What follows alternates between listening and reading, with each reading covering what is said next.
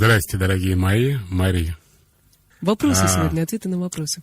Да, но я, прежде чем начать отвечать на вопрос, друзья мои, тут все просто, ответы на вопросы. Мария вам сейчас скажет, куда писать, куда звонить.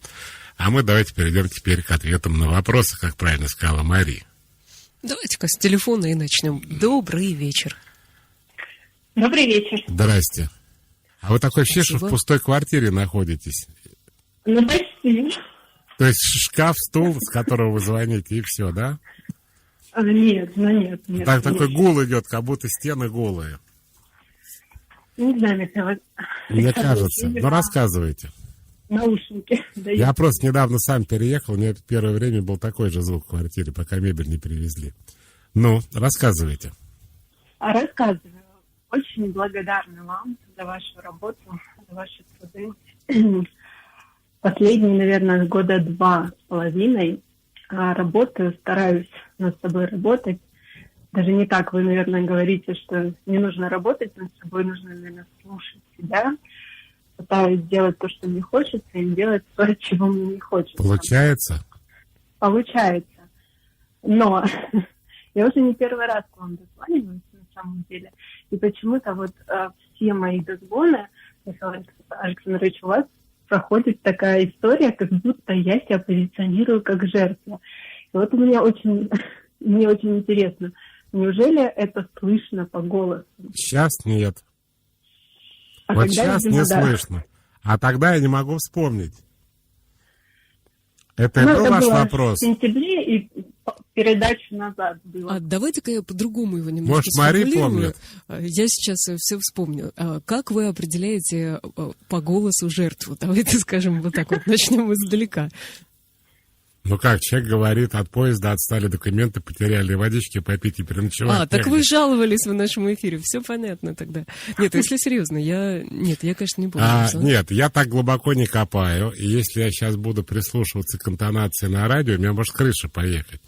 Потому что звонков много. Но, в принципе, когда человек извиняется, на ровном месте, извините, пожалуйста, как-то вот, как бы он ему как бы неудобно за себя, что ли, да? Тут есть, конечно, жертвенная. А вы почему я вам сказал, что вы жертва? Вы, как Мария сказали, жаловались на что-то? Да нет, я не жаловалась, но просто... Вы говорите, Михаил, я вам звоню сказать, у меня все классно, у меня все здорово.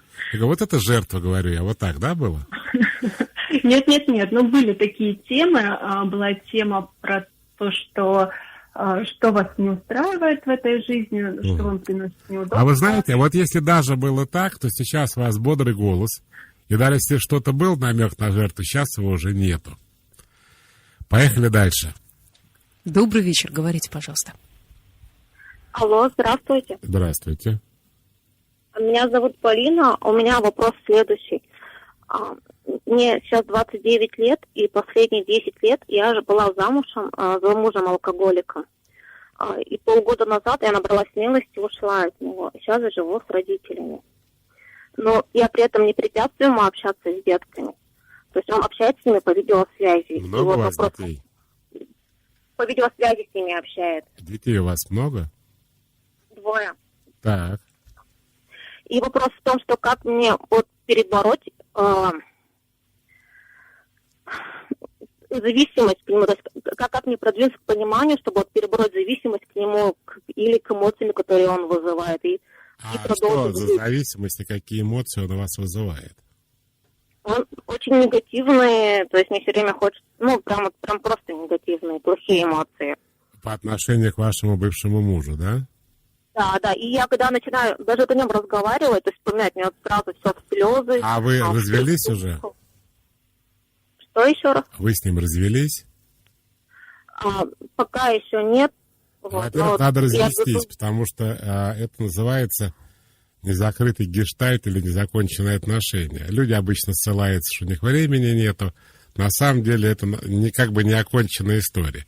То, что касается ваших эмоций, я вам скажу 2 вещи. Первое, вам надо взять на себя ответственность за то, что вы вышли за него замуж. Вы же даже 2 детей родили. Вы одного могли родить случайно, а 2 уже не случайно. Да и замуж вышли не случайно, правда же?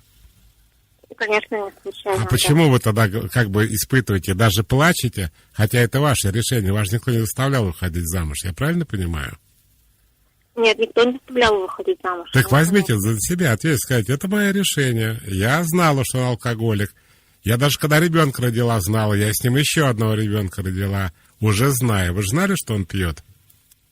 Да, знала, что он пьет. И я все время хотела уйти от него, но Так. думала, что это семья, нужно работать Слушайте, над этим. почему вы не как-то. То есть, ушли? ну, мы тоже- Почему вы не ушли? Или что вы думали? Это тоже ваше решение, правда? Да. То есть вам уже, чувствуете, обида уже проходит, потому что вы просто берете на себя ответственность и говорите, я сама все это сделала. Это мое дело. Это первое. А второе, что вам поможет, алкоголизм – это психическое расстройство. Он не в смысле негодяй, гад и подонок, а в смысле он психически болен. Люди этого не понимают. Они не понимают, что алкоголик – измененная личность. Вот он как бы вот, ну, внешне, как обычный человек, правильно? Да, да. Михаил, я знаю это, потому что сейчас мой супруг проходит реабилитацию как раз у тех, кто лечит алкоголь, как раз, ну, исходя из психическая зависимость. И у меня мой второй вопрос, то, что вот когда он общается с детками и задает все время мне вопрос, почему я не хочу к нему вернуться, я испытываю страх, что если я уже все на него вывалю, то он может сорваться опять. Почему? И я Секундочку. Вы можете... дискомфортно. Ой, не надо его спасать, это вообще вас не касается. Это его жизнь, он хочет лечиться, не хочет не лечиться. А вы его любите? Я понимаю, что нет, потому что... Ну вот и отношения скажите, это не что я было, не и люблю. там Почему не один скандал, возвращаешься? ругань была. Да, я все понимаю. Просто, почему не хочешь возвращаться, потому что я не люблю. Все. Ну, тогда он начинает говорить, что вот, значит, ты меня никогда не любила, что вот у нас все чисто механически было, и детей ты механически родила. Ну, начинают такие обидные Сказать, разные не слова механически, электронно. Как механически? Есть еще, если про коробки передач говорить, есть механическая коробка, а есть автоматическая. Можете сказать, это все бред какой-то. Я не советую вам вообще в эти разговоры встревать. Он обиженный, да, вы ему скажете, я тебя любила, думала, что мы с тобой будем жить хорошо, когда я поняла, что ты, ну, как бы больной человек, алкоголик, и жить с тобой я не могу, я от тебя ушла. И вылечивать, ну, как бы и чувства меня уже прошли. Вылечишься или не вылечишься, это никак не влияет на то, что я ушла. Если ты будешь трезвый, я не буду с тобой жить, просто тупо не люблю. Деньги любят тебя, но как друга. И, Михаил, вам сообщение от Дениса, которому 38 Ну, лет. наконец. Михаил, у меня вот какая проблема, пишет Денис, я не могу переносить, когда на меня кричат. И в таких ситуациях я вообще сразу теряюсь. Даже если на меня кричит человек, который намного младше меня. Я сам понимаю, откуда корни такого явления, агрессивная мать, но я не знаю, как от этого избавиться. Посоветуйте, пожалуйста, как научиться не реагировать. Нет, я не буду советовать, как научиться не реагировать, извините, пожалуйста. Я вам посоветую другое. Вы можете сказать человеку, который кричит, что вы не переносите, когда кричат, и вы не будете как бы общаться, пока он не успокоится. И после этого надо выйти из помещения, потому что крикунам, а кричат обычно стероиды, ну, то есть люди исторического склада, им нужна публика. Есть публика, они кричат. Публики нет, они же не будут сами с собой кричать. Вот так избавиться. А зачем привыкать человеку к крику, непонятно. Друзья мои, так как наши предыдущие слушательницы не единственные с такой проблемой, давайте я еще раз объясню. Все, кто обижен на алкоголиков и наркоманов, отвечаю, вы должны взять на себя ответственность за то, что вы их выбрали, вы вышли за них замуж, а мужчины, соответственно, женились на них. И это ваш выбор. Обидеться можно, когда вас там обманули, когда с вами нечестно поступили, несправедливо. Но это же вы выбрали, это первое. Второе, все эти люди, как бы они себя ни вели, они неадекватные. Это психическое расстройство, относится, по-моему, к химическим зависимостям и так далее. И, естественно, создает в мозгу совершенно нездоровые психические реакции. И как бы, это, знаете, моя любимая поговорка-загадка? Я вам ее загадывал уже, Мария? Ну, вы сначала обозначите... Про грушу. Про грушу. Нельзя скушать? Да. И что же это? Висит груша, нельзя скушать. Это тетя груша повесилась, а не лампочка, как многие думают. И получается с алкоголиком такая же проблема. У меня была такая история, мне мама рассказывала, после войны, где-то в году 46-47, она с моей тетей, они детьми были, пошла в Большой театр. Денег у них не было, они стояли на балконе, даже не сидели. И тут они видят, на первом ряду портера сидит генерал, а слева и справа 2 свободных места. И они как ломанулись туда, и во время спектакля он сначала одной заехал по голове рукой, потом другой. Генерал оказался контуженный и специально брал всегда 3 места, чтобы никого не задеть. Потому что контузия так срабатывала, что когда эмоционально что-то переживал, у него руки непроизвольно, притом сильно достаточно. Так вот, алкоголик мне напоминает этого генерала. Вроде как бы нормальный человек, да? У меня был один знакомый, Славик. Он сказал, он зашился, и как-то мы с ним сидели в каком-то ночном клубе, это было 20 лет назад, говорит, представляешь, какой сюрприз? Вот я, например, женился бы сейчас, да? А через год у меня это кодирование мое закончилось. А тут уже дети, тут уже все, и вот опаньки, а я алкоголик. Вот сюрприз-то в доме был. Поэтому я хочу сказать, друзья мои, это заболевание раз, и б, оно же 2. Возьмите на себя ответственность за свои действия. Сразу же обида пройдет. Поехали дальше. Добрый вечер. Здрасте. Добрый вечер. Михаил, меня зовут Руслан. У меня не вопрос, у меня такая проблема. Иногда бывает, что когда у жены что-то не получается, она в моем присутствии, она начинает восклицать на эту тему, и мне после этого хочется ей помочь. Вот такая проблема. А как она, что она говорит? У нее, она иногда может даже всплакнуть, или она, начинает... Она говорит вам прямо, или... вот, помоги мне, у меня не получается, мне нужна твоя помощь, сделай что-нибудь, не стой так, возьми молоток и гвозди. Что-нибудь она говорит при этом? Как правило, она не просит помощи. Значит, рассказываю. У меня по этому поводу есть 4-й пункт в правилах. Называется «Не отвечай, когда не спрашивают». Притом отвечать и действиями тоже не надо. Почему? Потому что это такое невротическое поведение. Когда человек, и как я устала, меня все достало, сил моих больше нету. Вот. И, короче говоря, вот так провоцирует тревожного человека на действие, как бы заставляя его самого что-то делать.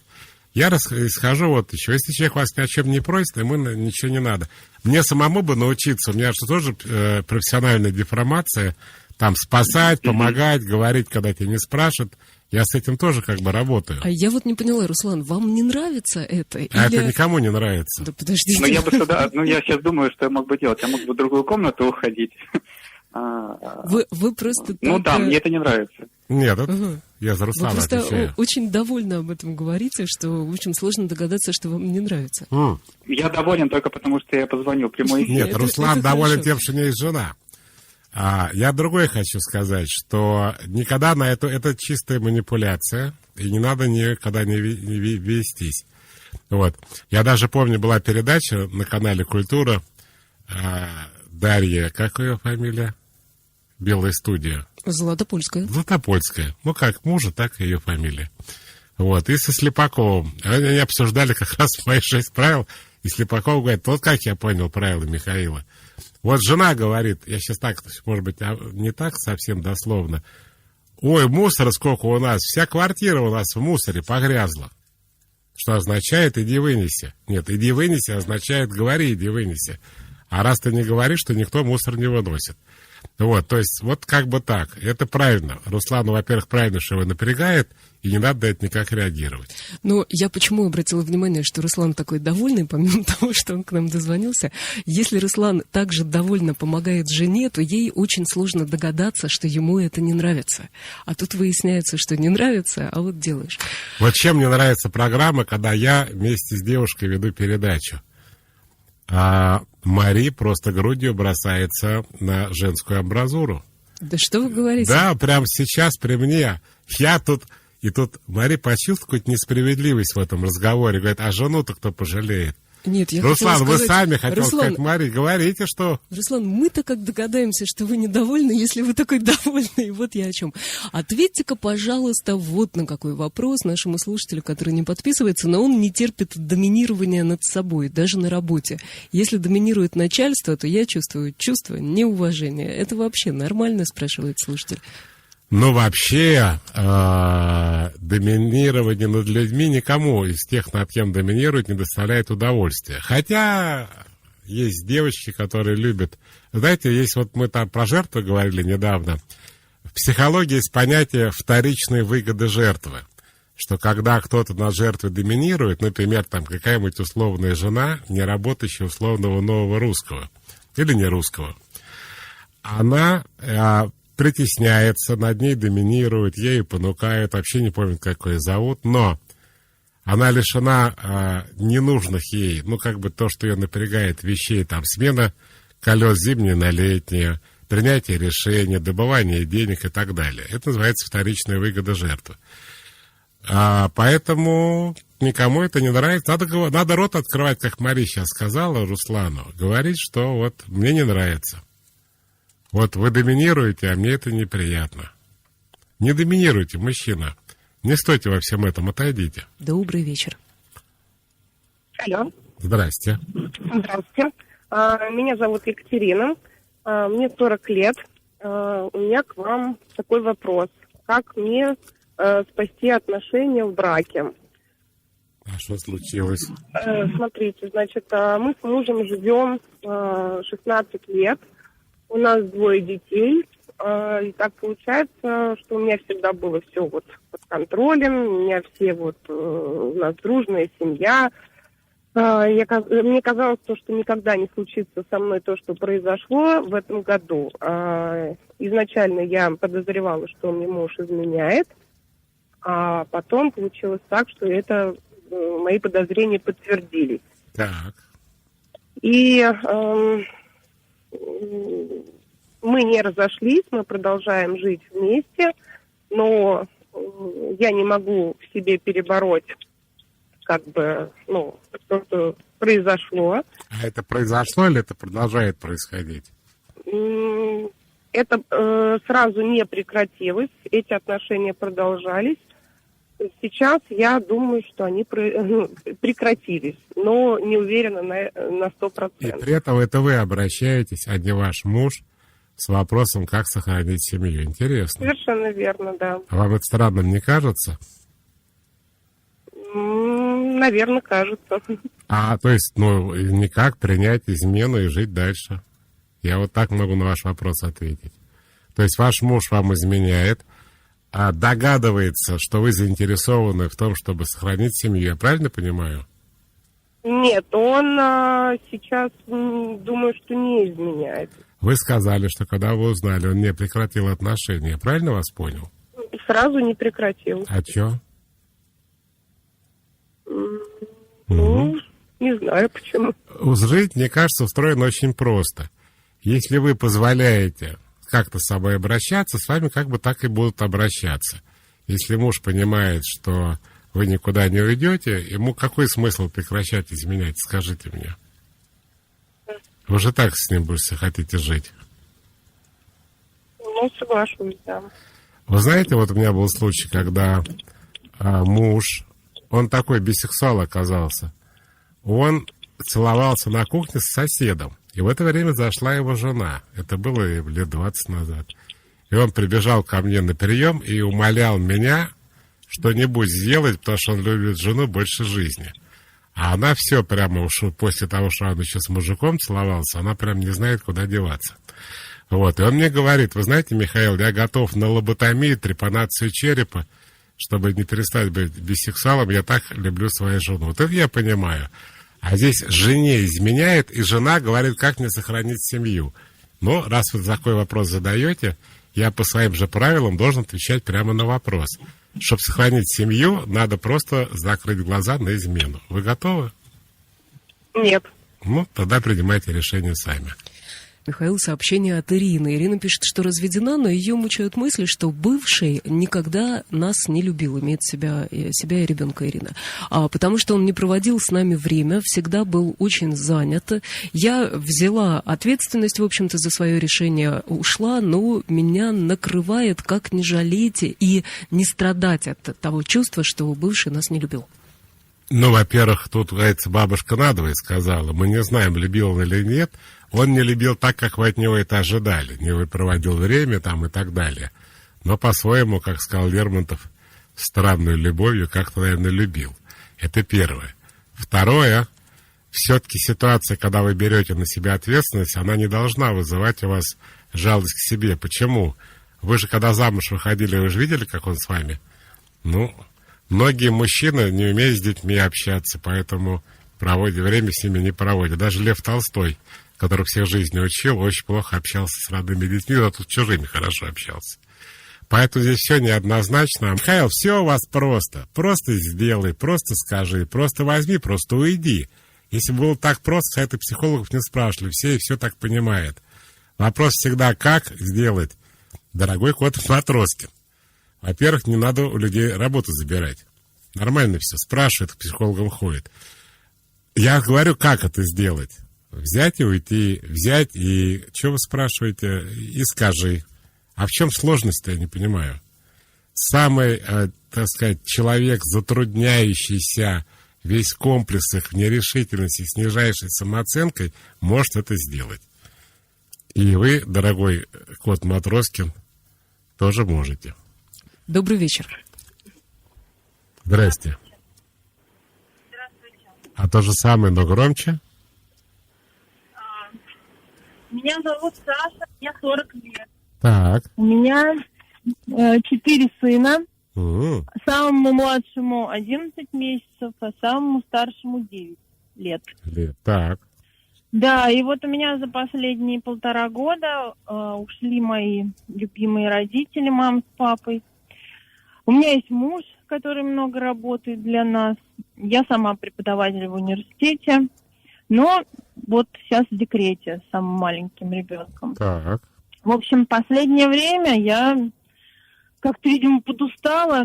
Тут еще с этим коронавирусом. У нас нет ни няни, ни помощницы никакой. В общем, я одна с этими своими богатырями.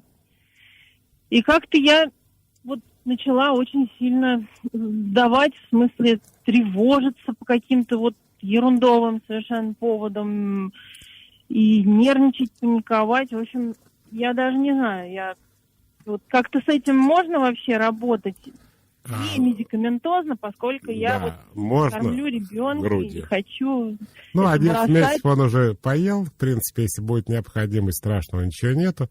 Но я думаю, что вам надо себя разгрузить, и тут встает вопрос, у вас из-за денег нету няни или из других соображений? Ну, няню мы как-то вот с этой пандемией отправили в апреле, и из-за этого... Вот смотрите. Ну, наверное, не из-за денег. Если не из-за денег, то как я предполагаю, что у вас произошло? Что когда человек 24 часа в сутки контролирует 4 детей, да, то он устает физически при любом своем ресурсе. Это невозможно. И так как это, знаете, бывает такие минуты, когда время идет на секунды, и все это длится часами. Этого никто не выдерживает. И если у вас, как бы, вы тем более медикаментозно совсем не хотите, то я бы, конечно, попробовал очень простую ситуацию. Вы берете няню, вы идете на все 4 стороны, притом хоть на целый день, делайте все, что вы хотите. Можете в кино сходить, к косметологу, в парикмахерскую, к маме съездить. До тех пор, пока вы не перестанете чувствовать себя заложником 4 детей. Понимаете, какая логика? Вот это чувство тревоги. Так уйдет тревога. Я же вам накрывала. объясняю, тревога у вас, накрыла вас тревога от того, что на вас огромная ответственность, и она бесконечная. То есть, я не знаю, у врача-реаниматолога все-таки операция заканчивается, реанимационные действия, и он идет домой. А вы все время с 4 детьми уже, ну, так я понимаю, 9 лет с мелкими перерывами.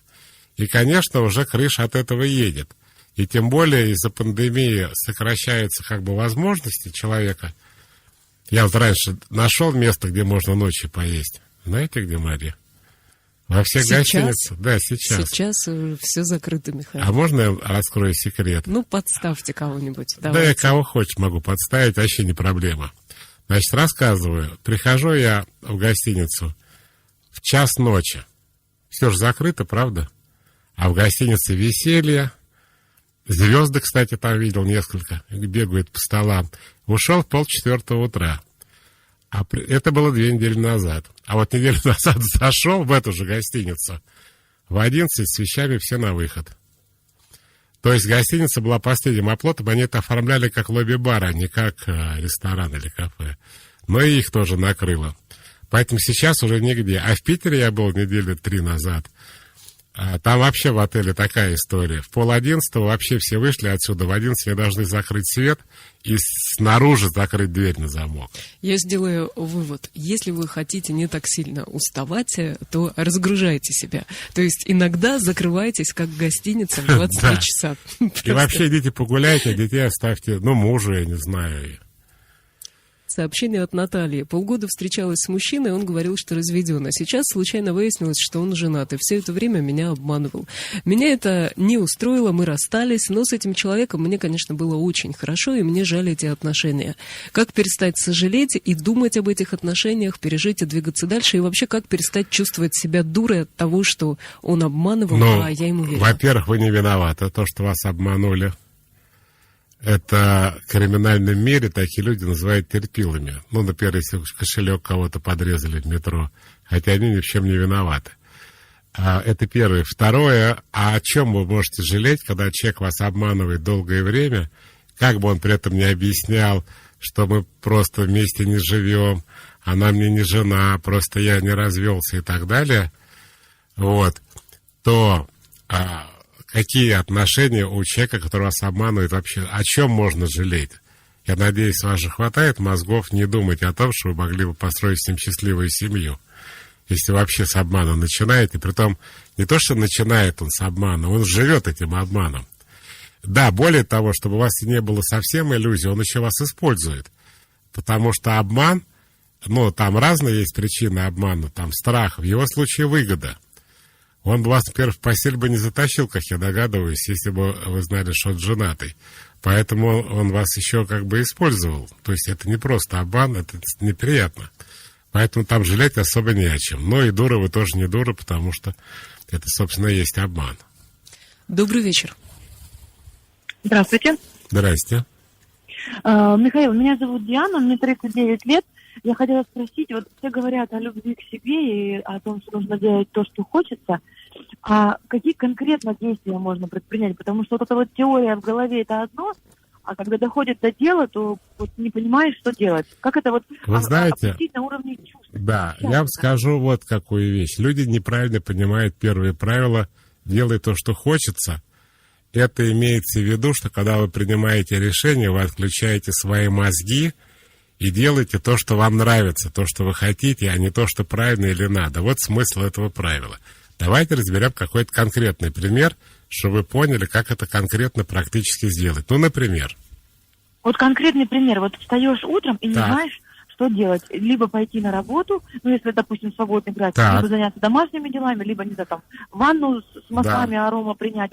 Что делать? Не знаю, что то, что вы сейчас рассказываете. И тут же я это слово вылетел, как это называется, я все время забываю, когда человек хочет одновременно есть и какать. Это называется... Амбивалентность. Мария, спасибо огромное. Но я не уверена. Дай бог здоровья. Это называется амбивалентность, совершенно верно. Это есть... У вас проблема, как у очень многих женщин, из-за эмоциональности повышенной, вы человек амбивалентный. То есть вы не знаете, во-первых, что вы хотите, или у вас есть противоположные желания, не знаете, что из них выбрать. Поэтому вам надо начать вот с чего. Вам надо сесть с утра и спрашивать, что вы из этого реально хотите. Может оказаться, что, например, убирать квартиру вы не хотите, но надо. А какое-то второе желание, которое реальное желание, его не видно за этим словом «надо». То есть этому надо учиться. Значит, есть дети, родители которых с детства приучали их к тому, что ребенок выражает свои желания. Простой пример. Ну, я вообще советский человек. Я ел то, что мама готовила, носил то, что мама покупала, и меня вообще никто ни о чем не спрашивал. Ну, могли на день рождения спросить, может, макароны с котлетой? Я сказал, ну, давайте. А так вообще, что все ели, то и я ел. Поэтому вот есть семьи, где родители с детства приучают ребенка к тому, что, например, какую яичницу, да? Может быть, яйцо пашот, может, вареное, может, крутое, может, болтунья, может, глазунья, может, скрэмбл.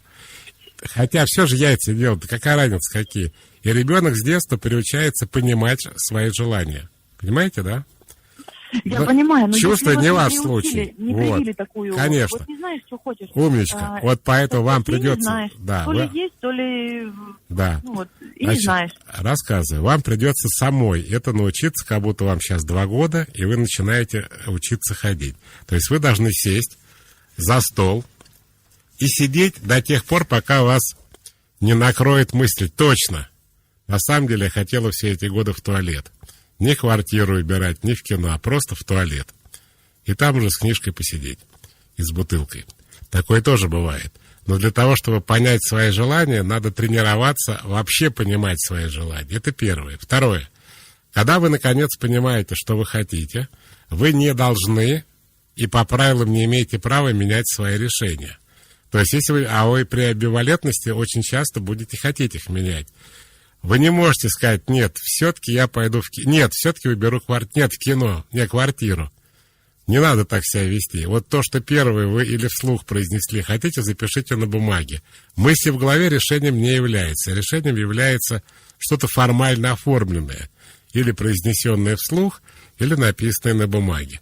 И вы должны до конца довести. Даже если у вас настроение поменялось, а какие-то другие вещи пошли, вы все равно должны доводить до конца. И тогда вы научитесь понимать свои желания. И тогда вот то, что вы меня спрашиваете, оно придет.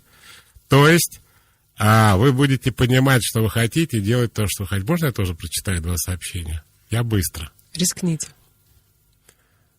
Если я сам все эмоционален в процессе разговора, особенно спора или обсуждения, могу непроизвольно повысить голос, но люди меня не знают, считают, что я кричу. Вот Матроскин опять нам пишет. А если я сам, не знаю, говорите им, что вы меня не знаете, я повышаю голос, это ни о чем не говорит. Говорите им, что у вас лапки, но иногда вы кричите. Да. Джейла пишет, у меня такая история. С чем связана бурная реакция на мнение других людей? Мало того, мнение этих людей, во-первых, мне кажется, неправильным, люди тупыми, и вообще мнение меня их раздражает. Но реагирую я очень быстро. А что за вопрос еще раз? Хотела спросить, бурная реакция на мнение других людей, с чем это связано? С низкой самооценкой? Хотя людей я считаю тупыми, которые высказывают такую точку зрения. Значит, что я хочу сказать? Мысль о том, что другие тупые, это попытка повысить свою... Я сейчас не буду диагнозы по фотографии ставить, там, низкой самооценки или не низкой, я просто рассказываю, как обычно бывает. Если вы считаете себя умнее, других тупее, то это попытка как раз приподнять за счет, в кавычках, тупых свою самооценку. Второе. Нетерпимость говорит о многих вещах, о страхе того, что вас кто-то переспорит или кто-то будет прав, а вы не правы, и невозможности быть вообще неправы, такие люди есть. Там настолько как бы все должно контролироваться, что вы или правы, или вообще не принимаете участие в беседе. Это тоже от неуверенности происходит. Ну, а дальше выводы делаете сами. Добрый вечер, алло. Алло, говорите, пожалуйста. Ай-яй-яй. Так. Как говорится, поговори со мной, мама. Да, здравствуйте, меня зовут Ольга. Что делать, если я влюблена в парня, а ему от меня нужно только одно? Не указано что, но только одно. Я хочу с ним здоровых отношений, а он отказывается по причине того, что только вышел из других отношений. Каким образом я могу повлиять на развитие отношений? Ну, один из вариантов дать парню то, что он хочет. Вот это одно. Помните, была такая группа, как она называлась? Кино. Нет, фольклорная. А у тебя одно. Нет, кто о чем, во вшивой бане? Нет, которая пела песню «Что ты хочешь, я тебе дам». Мои коленки не тревожь. В общем, вы советуете дать, я поняла. Да, то, что он хочет. То, что он хочет, безусловно. Вот, это первое. Второе, это вряд ли поможет этой ситуации, потому что вы говорите дальше, что он еще не отошел от других отношений. Но говоря по-русски, он в вас не заинтересован. В общем, не давайте правильный ответ, да? Вот опять, видите, То, что сразу вы видно, хочете. что мужчины и женщины ведут эфир, и второй раз я напарываюсь на такую женскую позицию. У нас, между прочим, время перерыва. А как же юмор, светлый юмор в нашей программе? Пошутим попозже. Добрый вечер. Вы Алло. в прямом эфире, да. Здрасте. Здравствуйте. С наступающим Новым годом, Михаил и Мария. Спасибо, и вас тоже. Меня зовут Евгения, мне 59 лет. И вот у меня такое, знаете, я еще когда не знала ни о вас, ни тем более о ваших 6 правилах, я вам поняла, что я в жизни поступала во многом по первому правилу, по первым двум. Делай, что хочется, не делай, что не хочется. Поддавалась эмоциям. В итоге учебу не закончила, работу часто меняла. И вы знаете, самая большая проблема, наверное, заключается в том, что у меня с отношениями тоже проблемы, даже с собственным сыном. Вот я с 19 лет живу самостоятельно. Почему у меня так и... Я смогла делать, что хочу, и не делать, что не хочу. И когда сыну исполнилось 19 лет, он просто ушел из дома. Тоже аналогичным образом поступает. Ну, то есть я даже со своим собственным ребенком, получается, не смогла наладить. Вот мне очень тяжело как-то, я не привыкла подстраиваться, я даже не знаю, как это... Даже еще когда я была маленькая, мне мама говорила: Женя, ты ни с кем не сможешь ужиться, как ты будешь жить со свекровью? Я говорила: я не буду жить со свекровью, но так и вышло. Так, еще ваш вопрос. Вопрос в том, что вот эта проблема во мне. Ну Что да, это? это проблема не в правилах, это проблема ваша, что вы, может быть, человек конфликтный, неуживчивый. Ну, например, да, я не говорю, что вы такая, но дело в том, что я как-то умудряюсь со своими правилами, с кем я дружу, ну, как бы годами и дружить. И отношения у меня только улучшаются и с детьми, и с друзьями, и так далее.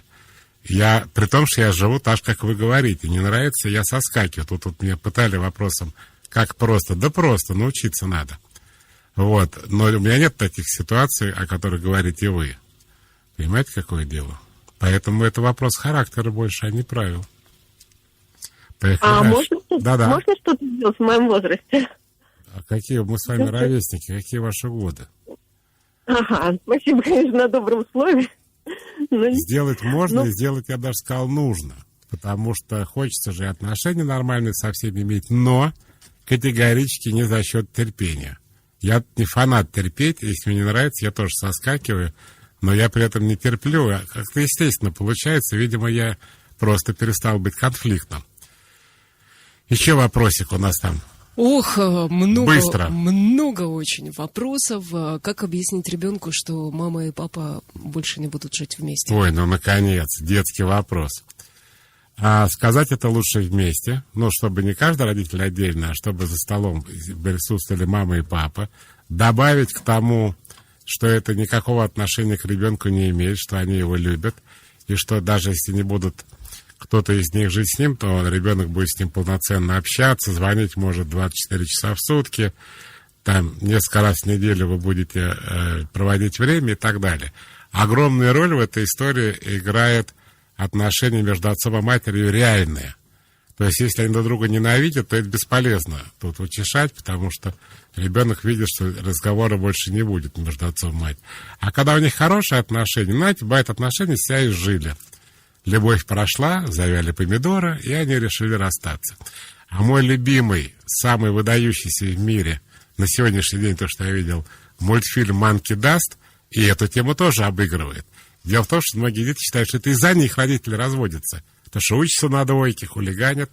И вот мама с папой, 5-летний сын, они говорят: сынок, мы с мамой решили жить отдельно. Мы хотим сказать тебе, что это из-за тебя.